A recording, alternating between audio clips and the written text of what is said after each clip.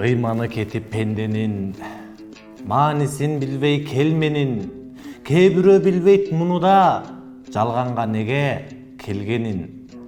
Айтканга дагы ыңгайсыз, бул ишке сиз да ыйлайсыз, Кудайга теңеп пендени, акмактар чыкты, ыймансыз. Ушундай сөздү жазгандар силерди жер алар бекен, ыйык туткан ошол адам өлүмдөн алып калар бекен. Кудайга теңеп жаздың деп көрүңө алтын салар бекен, же Кыргызтоого барганда кыйнап жылан талар бекен. Теңесин мейли күнайга, тепсесин дейли ылайга, териси жука адамды теңешет кантип Кудайга. Бул сөзгө калдым таарына, көргөзгүм келди баарына. Ушуну жазып не азап Кудайдын калып каарына.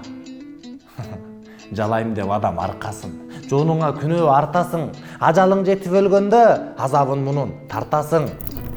Жагамын деп бирөөгө, баттыңарго, күнөөгө, ыйык деген адамың көрүн бербейт түнөөгө.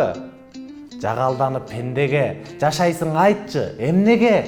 Биз сыяктуу адамды пайгамбарга теңебе. Макулук, билбейсиң кайсыл зат улук. Жагалданба адамга жараткандын атулук. Айтайт десе долбоору, улуттук баалуулуктар менен катар жалпы адамзаттын орток баалуулуктарын, ошондой эле демократия дөөлөтүн жайылтууну көздөйт.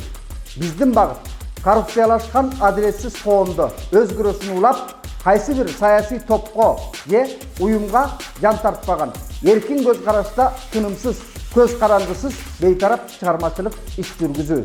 Биздин команданы колдосоңуз, Patreon'убузга катталып коюңуздарды суранабыз.